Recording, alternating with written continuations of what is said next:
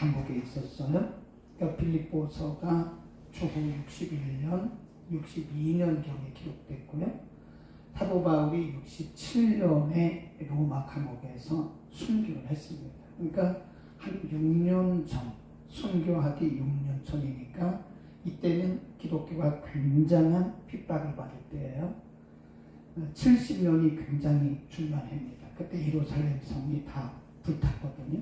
그러니까 70년, 67년에 사도 바울이 감옥에서 순교하고 70년에 예루살렘이 다 불타버렸어요. 그러니까 지금 이 빌립보서를 기록할 때는 굉장한 핍박과 박해가 있던 그때라는 거죠. 그때 사도 바울이 로마 감옥에서 빌립보 교회 성도들에게 그런 핍박과 박해가 있음에도 불구하고 어떤 자세로 신앙생활을 해야 되느냐. 이 신앙생활은 자세가 굉장히 중요합니다. 이 자세가 잘못되면 신앙을 끝까지 유지할 수가 없어요. 이 중간에 가다가 신앙이 흐트러지는 것은 신앙의 기본이 안 되기 때문에 그렇습니다. 신앙의 기본 자세.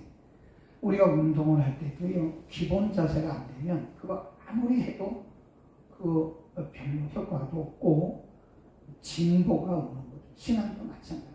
우리 신앙이 왜 이렇게 흔들리는가? 우리의 신앙이 왜 견고하지 못하는가? 그것은 신앙의 기본 자세가, 그래서 이 신앙이 성숙이 안 될 때는요, 다시 시작하면 돼요. 어디로 돌아가요? 처음으로 돌아가면 돼요. 기본으로 돌아가서 신앙의 기본 자세를 다시 하면 돼요. 그러니까 내가 20년 신앙생활하는 거 중요하지 않아요. 그 신앙이 성숙하지 않을 때는 다시 처음으로 돌아가면 돼요. 계속 나이만 먹는다고 중요한 게 아니고 신앙의 연조만 쌓아진다고 중요한 게 아닙니다. 신앙은 반드시 성숙해야 되고 열매를 맺어야 돼요. 성숙도 안 되고 열매가 없을 때는 다시 처음으로 돌아가면 된다. 어쨌든 사도 바울이 오늘 본문에서 자기 얘기를 합니다. 사도 바울이 가끔 가다가 이렇게 자기 얘기를 해요. 그것은 자기를 자랑하려고 이렇게 절대 아닙니다. 나를 본받으라는 거예요. 나를 본받으라. 오늘 12절에 보면 자기 얘기를 이렇게 합니다. 사도 바울은 자신의 신앙의 기본 자세를 12절 내가 이미 얻었다 함도 아니오 온전히 이루었다 함도 아니라 오직 내가 그리스도 예수께 잡힌 바 된 그것을 잡으려고 쫓아간다. 굉장히 겸손하죠? 네, 굉장히 중요합니다. 이미 얻었다 함도 아니오 온전히 이루었다 함도 아니라. 그러니까 나는 아직도 미완성이다 그 말이에요. 근데 겸손하죠. 우리가 신앙생활이 끝까지 가려면 겸손해야 됩니다. 이 다 됐다고 생각하지 않는다 그 말입니다. 얻었다, 이미 얻었다고 내가 생각하지 않는다. 다 이뤘다고 생각하지 않는다. 나는 아직도 미완성이라고 생각하고 주님이 부르신 그것을 향해서 간다. 예수 그리스도께서 나를 붙드신 그 사명을 쫓아 간다 그 말씀입니다. 아멘. 우리는 항상 겸손해야 돼요. 네. 내가 다 된 것처럼 그렇게 생각하면 반드시 무너져요. 나는 아직도 미완성이야. 내가 이미 얻은 것도 아니고 다 이룬 것도 아니고 주님이 내게 맡기신 그 사명을 붙들고 나는 그걸 보고 간다 이겁니다. 얼마나 멋있어요? 겸손입니다. 그 다음에 13절 형제들아 나는 아직 내가 잡은 줄로 여기지 아니하고 오직 한 일 즉 뒤에 있는 것은 잊어버리고 앞에 있는 것을 잡으려고 표대를 향하여 그잖아요. 참 멋있죠. 우리가 잘못하면 과거에 자기 공로에 빠지기 쉬워요. 그래서 사도 바울은 내가 과거에 행한 것은 다 잊어버리고 표대만 향해서 간다. 우리가 과거에 어떤 일을 행했든 그건 내가 한 거 아니잖아요. 하나님이 하게 하신 거죠. 그렇죠? 하나님이 하게 하신 거고 오늘까지 오게 하신 거지 내가 한 게 아니잖아요. 다시 한번 보세요. 13절에 보면 나는 내가 아직 잡은 줄로 여기지 않아. 12절 말씀과 비슷해. 내가 다 이룬 것처럼 생각하지 않는다. 잡은 줄로 여기지 않고 나는 그리스도께서 나를 부르신 그날까지 표대를 향해서 이 표대라고 하는 것은 그 뒤에 20절에 보면 하나님 나라죠. 하나님의 부르신 그 사명을 붙들고 나는 다 이런 것처럼 생각하지 아니하고 하나님의 부르심의 그 상을 향해서 나는 계속해서 전진하고 또 전진하고 그러나 우리의 사명이 끝난 것은 아니라는 거예요.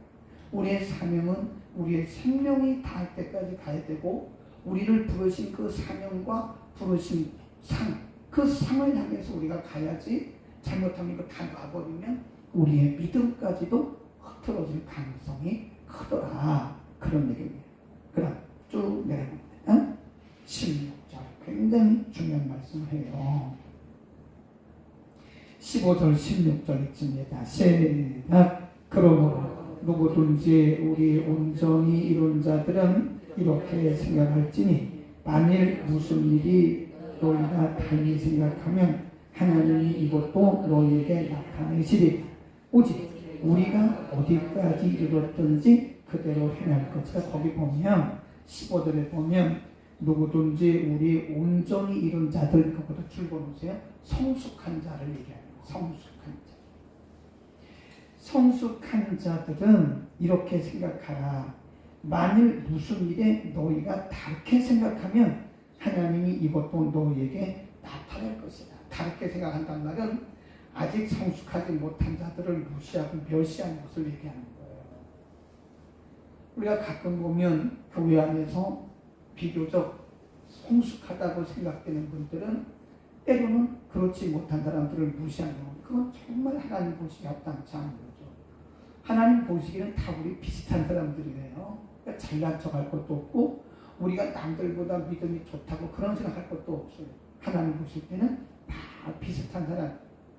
그러니까 사도 바울이 뭐라고 얘기하냐면 오직 우리가 어디까지 이르렀든지, 그 말은 우리의 믿음의 수준이 어디든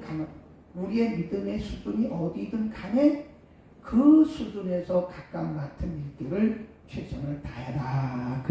아멘. 우리는 다른 사람 믿음을 탓할 것도 없고 다른 사람과 믿음을 비교할 것도 없고 내 믿음 지키기가 어려운 거예요. 그러니까 내가 어느 단계에 이뤘든 간에 그 믿음을 지키도록 가라. 그런 말씀이죠. 굉장히 중요하죠. 어디까지 이뤘든지 그대로 행하는 것이 좋다. 남과 비교할 것도 없는 것이고 우월의식에 빠져서 다른 사람의 믿음을 평가할 필요도 없는 것이다. 아멘. 그 다음에 사도 바울이 이렇게 자기 신앙 고백을 합니다.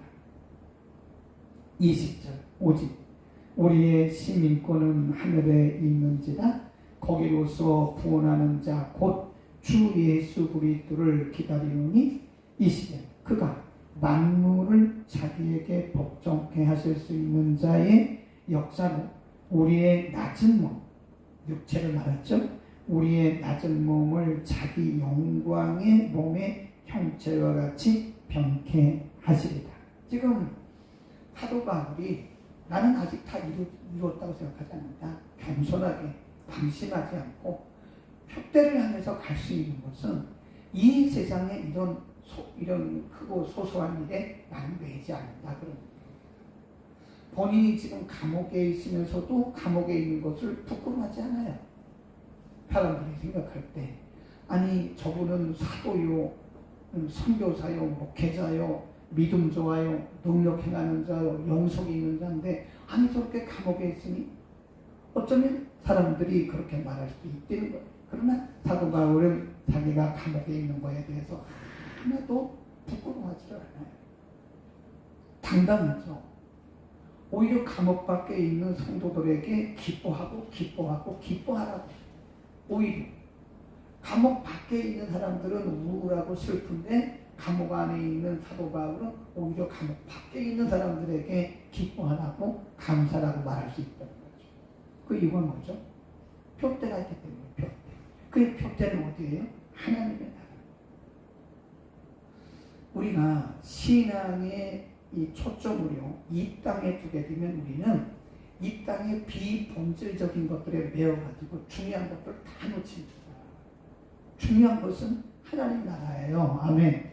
근데 우리는 하나님의 나라에 대한 관심이 없고 이 땅에 있는 비본질적인 것, 잠깐 있다가 없어질 것에 우리의 시선을 두고 그렇게 살다가 진짜 본질은 저 나라인데 저 나라는 잊어버린다니까요.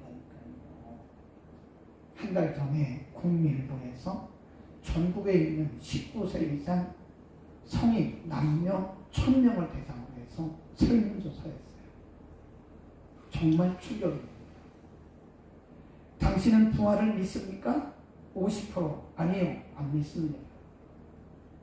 당신은 내세가 있다고 믿습니까? 51% 아니요, 없다고 생각합니다. 당신은 다른 종교에도 구원이 있다고 믿습니까? 65% 예, 그렇습니다. 엉망입니다. 엉망. 코로나 3년을 지나면서요, 우리 한국교회 성도들의 신앙이 완전히 바닥이에요. 바닥.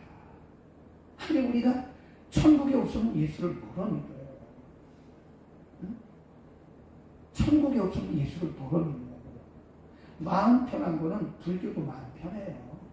예수 안 믿어도 양심 지키면 마음 편해요. 마음 편하려고 예수 믿습니까? 아닙니다. 그건 절대 아닙니다. 오히려 예수 믿으면요 마음에 갈등이 생겨요. 왜요? 자기 자신과 싸워야죠. 죄인과 죄악과 싸워야죠. 세상과 싸워야죠. 그러나 뭐 자기 자신과 싸울 필요도 없고 죄와 싸울 필요도 없고 세상과 싸울 필요도 없으면 편하죠. 얼마나 필요해요. 예수 믿는 것이 마음 편하려고 예수 믿는 거 절대 아니에요. 그런데 1000명을 대상으로 해서 설문조사를 했더니 그 중에 절반 이상이 마음 편하려고 예배당했다.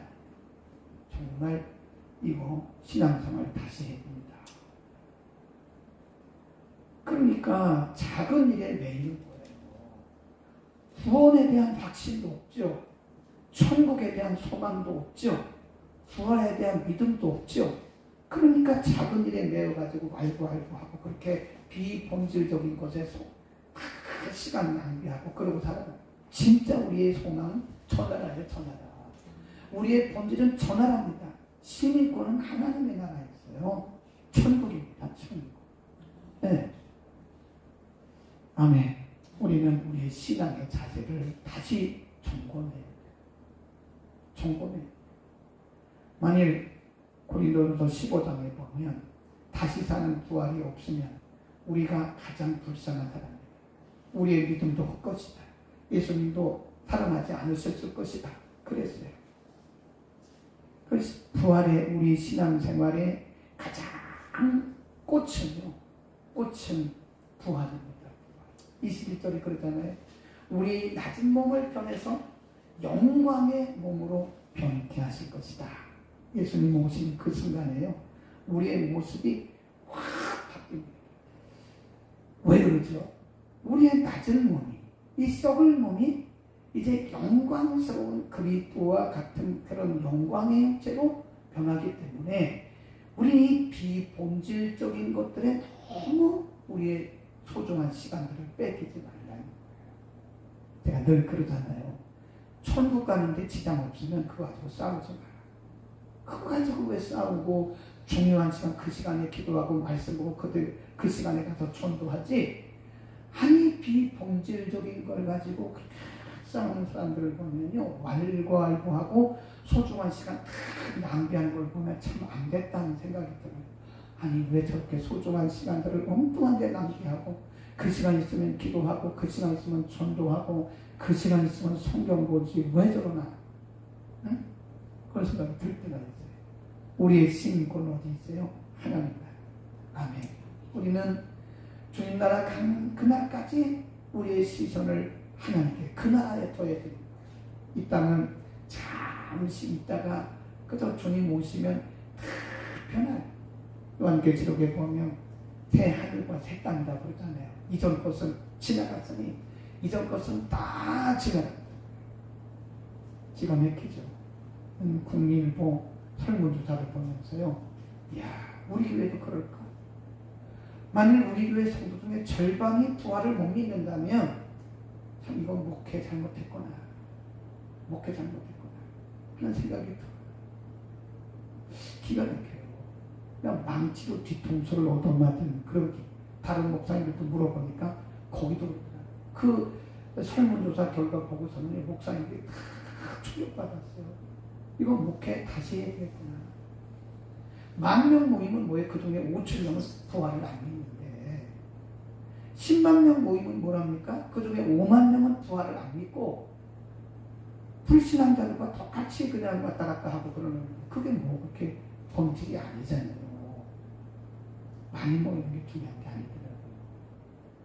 제대로 믿음 가진 사람, 정말 제대로 구원의 확신을 가지고 거듭난 믿음을 가진 사람들을 우리가 양육하고 훈련하고 그래야지 물론 많이 모여가지고 다 구원의 확신이 있으면 좋겠죠. 많이 모여서 다 전부가 다 하나님 나라 표대로 살면 좋겠죠. 50%가 넘는다는 것은요, 참 한국 교회가 유럽의 교회를 닮아가고 있다는 것과 똑같습니다. 우리의 시민권은 하늘에 있습니다. 천국 가는데 지장 없으면 목매지 마세요. 천국 가는데 지장 없는 비본질적인 걸 가지고 속상해하지 마세요. 우리에게 하나님의 나라가 있는데 그게 속상하겠습니까? 네, 비본질적인 걸 가지고 자존심 상해하지. 그건 자존심 상해요.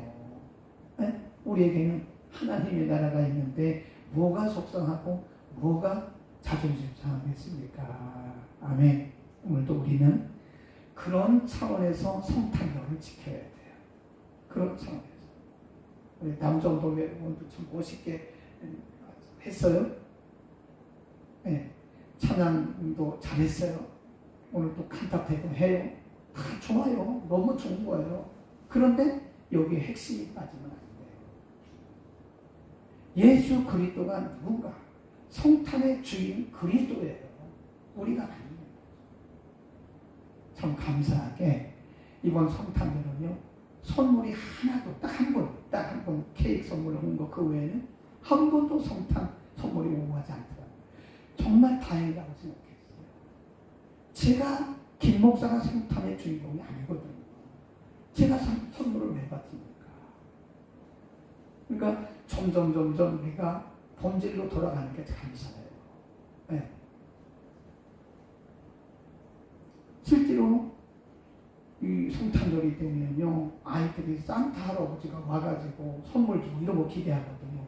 산타 할아버지는 기독교하고는 상관도 없는 거고 성경과는 상관도 없는 사람이에요. 꾸며낸 거예요. 근데 아이들 생각 속에는 산타 할아버지, 성탄절 그러면 산타 할아버지가 생각나는 거예요. 아이들은 성탄절에 선물 받는 걸 생각하는 거예요. 그 교육을 잘못시키는 거예요. 예수님에 대해서 얘기해요. 예수. 아멘. 오늘도 성탄의 주인이신 예수님을 바라보고 다시 오실 그분을 기다리는 신부의 마음으로 오늘 성탄절을 지킬 수 있기를 축원합니다. 기도합니다. 돌아가신 우리 아버지, 사도 바울은 로마의 감옥에 갇혀 있으면서도 조금도 두려워하거나 부끄러워하지 아니하고 도리어 감옥 밖에 있는 성도들에게 기뻐하라고, 두려워하지 말라고, 기죽지 말라고 말씀할 수 있던 것은 바로 그가 하나님 나라에 대한 소망이, 시민권이 하늘에 있다고 하는 것을 믿었고, 주님 부활하신 것처럼 다시 부활하고 영광의 형체를 입을 것을 그가 확신했기 때문인 것을 분명히 믿습니다. 하나님, 성탄절에 주인은 예수 그리스도이십니다. 성탄절에 다시 오실 예수 그리스도를 생각하며 바라보며 우리의 믿음을 다시 회복하고 점검하는 은혜가 있게 하여 주옵소서. 설문조사를 했더니 절반 정도가 내세를 믿지 않고 절반 정도가 부활을 믿지 않는다고 합니다. 참으로 이 불행한 이 시대를 하나님 불쌍히 여겨주시고 우리 자신부터 우리 자신의 믿음을 회복하게 하시고 다시 오실 주님 그날까지 우리 각자에게 부르신 사명을 따라 우리의 사명을 감당하도록 은혜를 더하여 주옵소서. 오늘도 성탄 예배를 통하여 하나님은 영광을 받으시고 성탄에 참여하는 모든 주의 백성들에게 다시 오실 주님을 기다리는 믿음을 허락하여 주옵소서.